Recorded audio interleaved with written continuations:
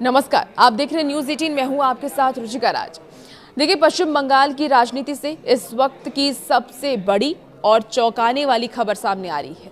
जिस diamond harbour model का बंगाल में डंका पीटा जाता था, वो आज फाल्टा की जमीन पर ताश के पत्तों की तरह ढह गया है।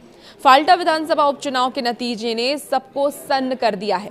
बीजेपी उम्मीदवार देवांशु पांडा ने 1 लाख से ज्यादा वोटों के अंतर से एक ऐसी जीत दर्ज की है जिसने बंगाल की सियासत के सारे पुराने रिकॉर्ड ध्वस्त कर दिए। आखिर कैसे बीजेपी ने टीएमसी के इस गढ़ में सेंध लगाई है, चलिए इस वीडियो में समझते हैं। क्या ये बंगाल में सत्ता परिवर्तन की आहट है? ये बड़ा सवाल है। देखिए, फाल्टा विधानसभा सीट पर हुए रिपोल के बाद जब आज सुबह ईवीएम खुली तो शुरुआत से ही भगवा लहर दिखाई दी। बीजेपी के देवांशु पांडा ने लगभग विशाल अंतर से जीत हासिल कर ली है। करीब 1 लाख के वोट का अंतर था दोनों की जीत के बीच। अब विपक्ष का हाल इस समय बेहाल है। इस चुनाव में टीएमसी, सीपीआईएम और कांग्रेस के उम्मीदवार कहीं मुकाबले में नजर ही नहीं आए।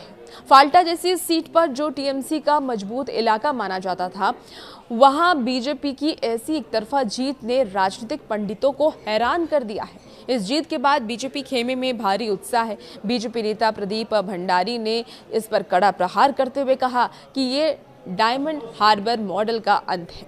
अब ये मॉडल क्या है, चलिए वो सबसे पहले आपको समझाते हैं। देखिए, डायमंड हार्बर मॉडल अक्सर टीएमसी के दबदबे और वहां की चुनावी रणनीति को कहा जाता है, लेकिन फाल्टा के नतीजों ने साबित कर दिया है कि जनता अब बदलाव चाहती है। प्रदीप भंडारी का बयान सामने आया। उन्होंने कहा कि इसे प्रधानमंत्री नरेंद्र मोदी के विकास के विजन और बंगाल की जनता के भरोसे की जीत बताया जाए। बीजेपी का ये भी कहना है कि अब बंगाल में आतंक और धांधली का मॉडल काम नहीं करेगा। आखिर फाल्टा में ऐसा क्या हुआ कि सारे रिकॉर्ड टूट गए हैं, चलिए जानते हैं। इसके पीछे 3 मुख्य कारण माने जा रहे हैं, जो बड़ी वजहें हैं। पहली वजह है पुनः मतदान। चुनाव आयोग की सख्ती और फिर से मतदान ने निष्पक्ष सुनिश्चित की, जिसका सीधा फायदा बीजेपी को मिला है। दूसरी जो बड़ी वजह मानी जा रही है वो है देवांशु पांडा का चेहरा।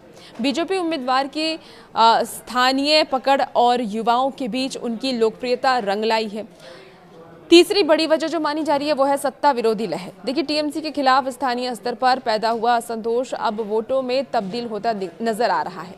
और ये जीत केवल एक सीट की नहीं है, बल्कि ये संदेश है कि दक्षिण 24 परगना जैसे जिले में भी बीजेपी अब टीएमसी को पटकनी देने की ताकत रखती है।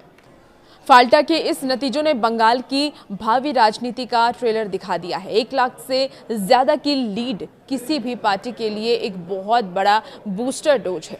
अब देखना होगा कि टीएमसी इस ऐतिहासिक हार पर क्या प्रतिक्रिया देती है और क्या बीजेपी इस मोमेंटम को 2026 के विधानसभा चुनाव तक बरकरार रख पाएगी। और भी ऐसी वीडियोस के लिए बने रहिए न्यूज 18 के साथ।